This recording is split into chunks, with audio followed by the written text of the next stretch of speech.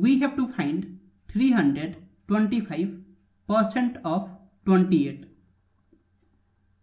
So it is 325, and percent means 1 out of 100,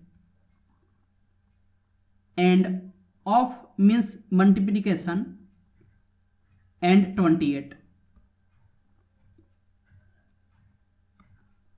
and 25 times 4 is 100, and 25 times 13 is 325, and 4 times 7 is 28.